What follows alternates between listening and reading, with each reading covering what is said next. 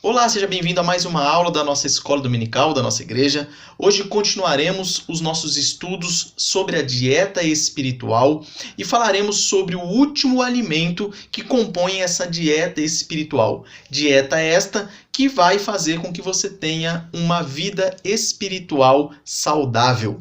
Hoje falaremos do quinto alimento, que é a mordomia. O texto base que utilizaremos é a famosa parábola dos talentos, que está lá no Evangelho de Mateus, capítulo 25, versículos 14 a 30. Sem mais delongas, vamos iniciar. A mordomia, ela tem tudo a ver com a alimentação. Se você imaginar aí, hoje em dia não é tão comum assim a gente ver mordomos nas casas, mas se você lembrar dos filmes que passam na televisão, os mais antigos, vira e mexe, você via ali a figura de um mordomo. O mordomo era aquele responsável pela administração da casa.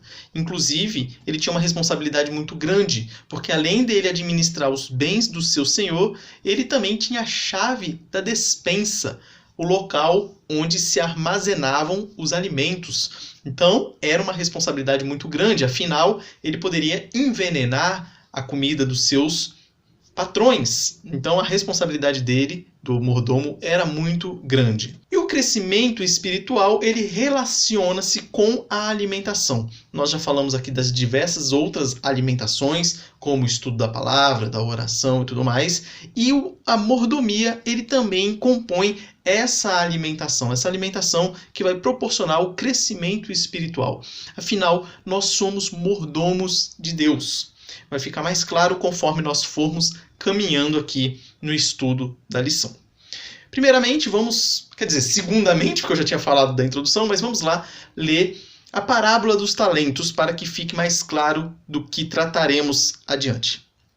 Aqui é Jesus dizendo: pois será como um homem que, ausentando-se do país, chamou seus servos, e aí, ó o detalhe, os detalhes todos estarão sublinhados, percebam o detalhe, e lhes confiou os bens. Ou seja, o patrão saiu e deixou os seus bens sob a responsabilidade dos seus servos.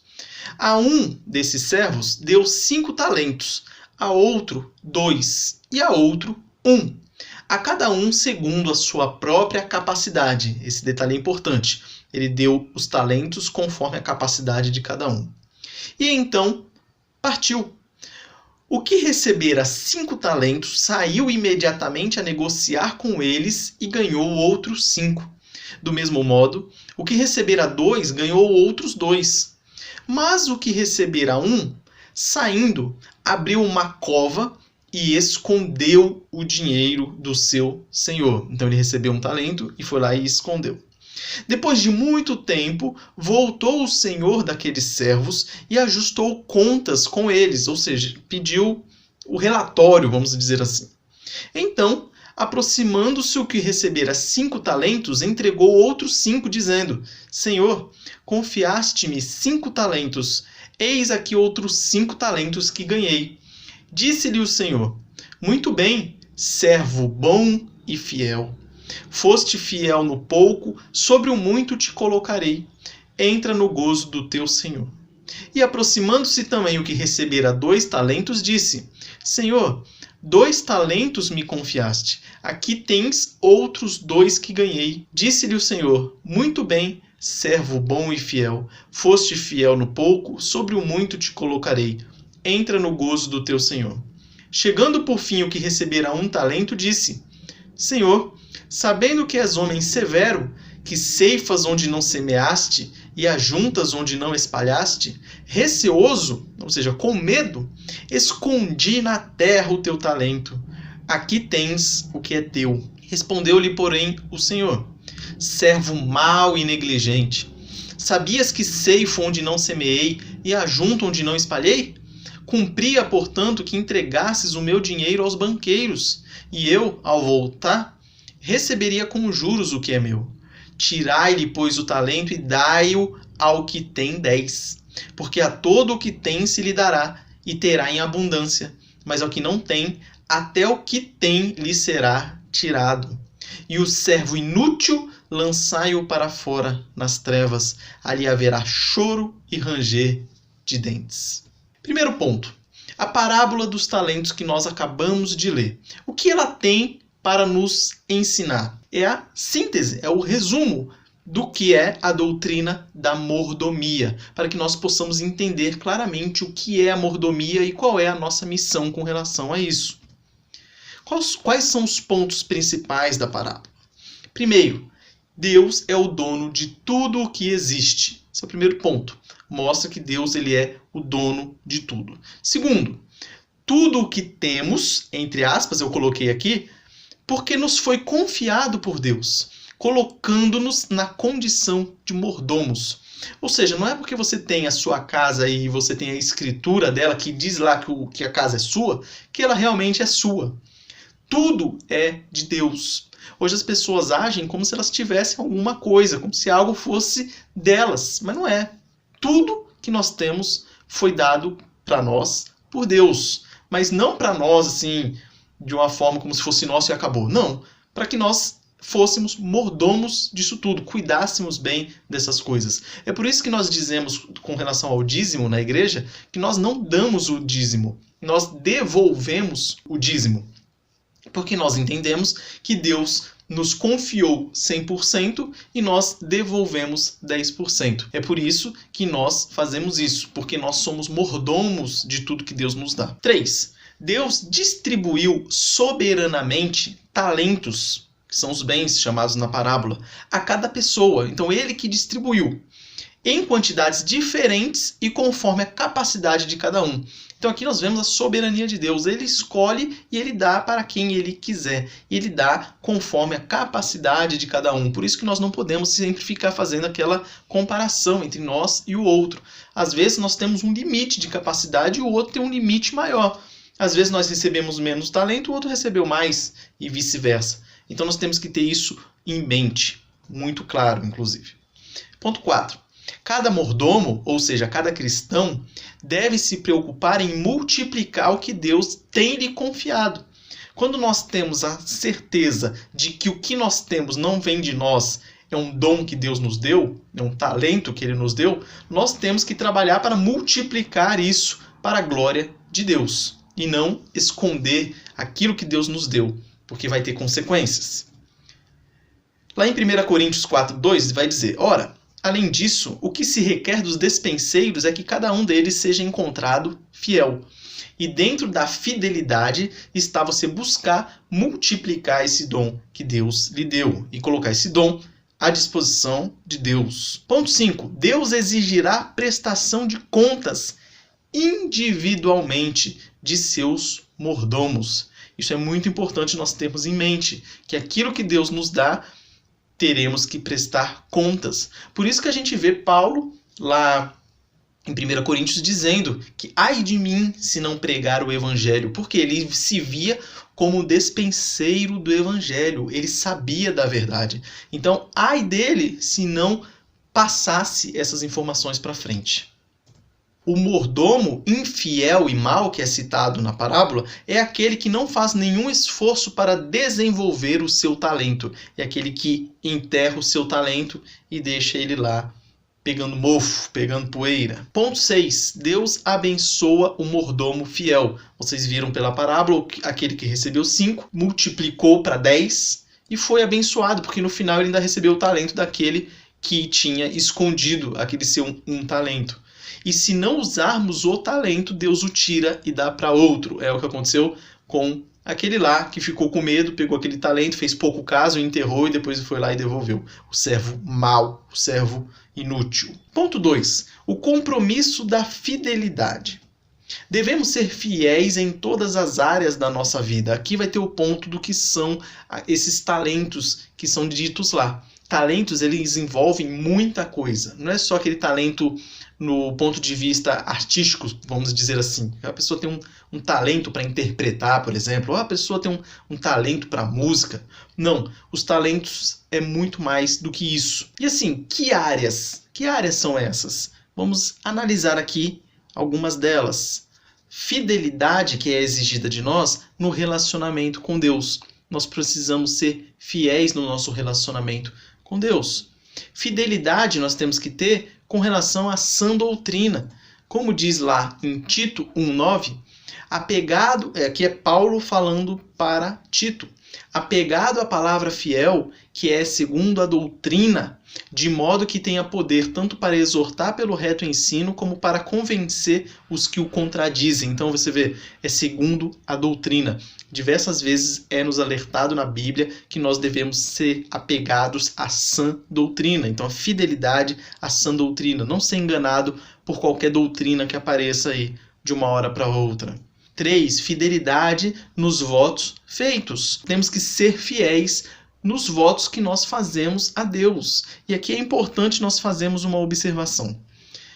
Lá em Eclesiastes 5, de 4 a 5, vai dizer: quando a Deus fizeres algum voto, não tardes em cumpri-lo, porque não se agrada de tolos.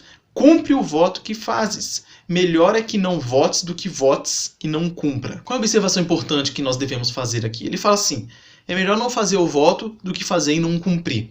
Só que às vezes passa muito despercebido na cabeça de muitas pessoas essa questão do voto.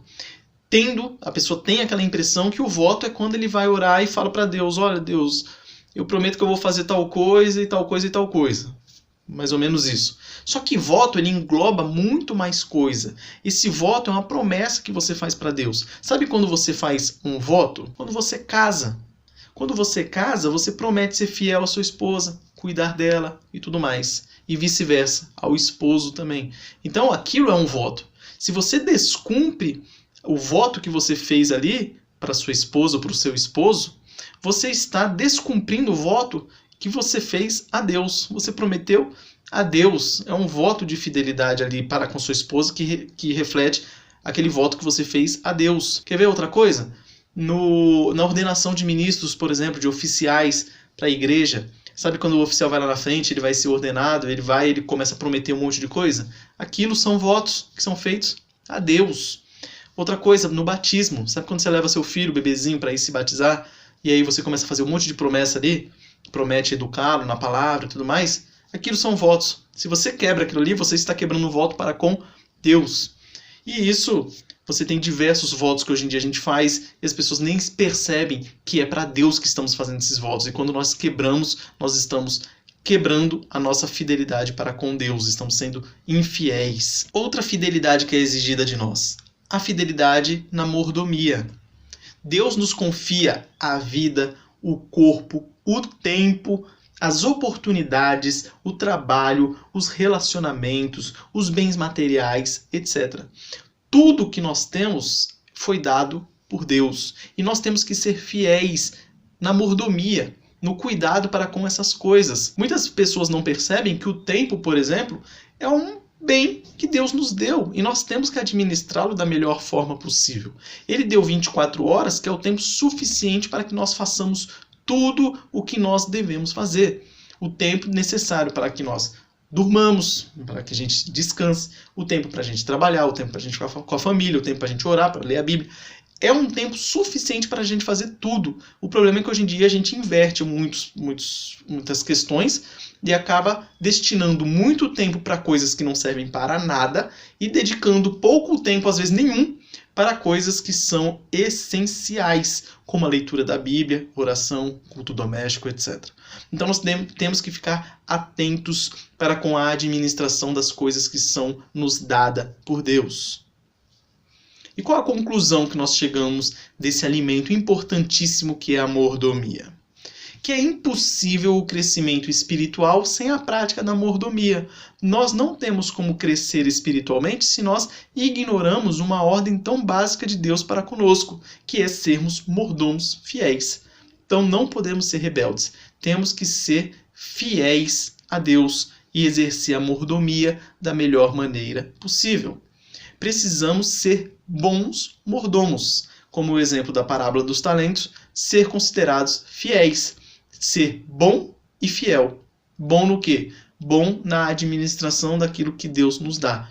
Lógico que tem aquela questão da capacidade, mas o esforço tem que estar sempre presente. A pessoa não pode ser desleixada, não pode ser relaxada, não pode ser omissa para com o dom que Deus lhe deu. Apocalipse 2,10 vai dizer: não temas as coisas que tens de sofrer. Eis que o diabo está para lançar em prisão alguns dentre vós, para ser dispostos à prova, e tereis tribulação de 10 dias. Sê fiel até a morte, e dar-te-ei a coroa da vida. Então aqui um exemplo da fidelidade. Qual é o nível de fidelidade que nós temos que ter? É a fidelidade até a morte, é ser fiéis em tudo até o fim. A fidelidade, outra conclusão, a fidelidade nos proporcionará uma recompensa eterna. É o término lá da parábola dos talentos, quando o Senhor ali representado por Deus volta e recompensa aquele servo bom e fiel. E é essa a nossa esperança, que quando nós tivermos o nosso encontro com Jesus, quando ele voltar pela segunda vez ou quando nós formos ao encontro dele, nós sejamos achados bons e fiéis. Para encerrar, algumas reflexões e algumas aplicações práticas para a nossa vida. Primeiro, qual o papel de um mordomo? A gente tem que ter muito claro o que o mordomo deve fazer, para que assim nós possamos aplicar a conduta do mordomo para nós mesmos. Se nós não sabemos o que um mordomo faz, a gente também não vai saber como ser um bom mordomo. E resumindo, o que o mordomo faz? Ele administra as coisas do seu senhor. Pronto. Nós recebemos tudo de Deus e nós devemos administrar da melhor maneira possível as coisas que Deus nos dá. 2. Deus é fiel. E você? Quantas vezes na Bíblia nós vemos a seguinte passagem falando que Deus é fiel, sobre a fidelidade de Deus, sobre a palavra de Deus que não muda, falando sobre o que ele prometeu, ele vai cumprir, etc. Nós temos diversas mensagens a respeito da fidelidade de Deus para conosco. E a pergunta é: você está sendo fiel a Deus? Reflita a respeito disso. Por fim, ponto 3, como multiplicar ou desenvolver os talentos que Deus nos deu? Pense aí, quais são os talentos que Deus te deu? E de novo, não pense que talento é apenas aquela questão voltada para a área artística. É tudo: tempo, dinheiro, bens materiais, saúde, inteligência, uma boa memória. Aí sim, dom artístico também, música, canto, teatro, sei lá, qualquer coisa assim. Tudo que Deus nos deu se enquadra como sendo o talento. E aí você pensa: como faço para multiplicar ou desenvolver esses talentos que Deus me deu? Então isso aqui é uma questão de foro íntimo. Pense consigo mesmo e aí veja: nossa, eu tenho um talento para isso, vou tentar desenvolver esse meu talento, vou tentar multiplicar esse meu talento, sempre visando a glória de Deus. Então, com isso, nós encerramos a questão da mordomia e também encerramos os 5 alimentos que compõem a dieta espiritual. A partir da semana que vem, nós falaremos a respeito dos exercícios. São 8 exercícios que eles vão, junto com a alimentação, proporcionar uma vida espiritual saudável. Se ficou alguma dúvida, por gentileza, mande aí nos comentários. Um forte abraço, que Deus abençoe a sua vida, uma excelente semana e até a próxima.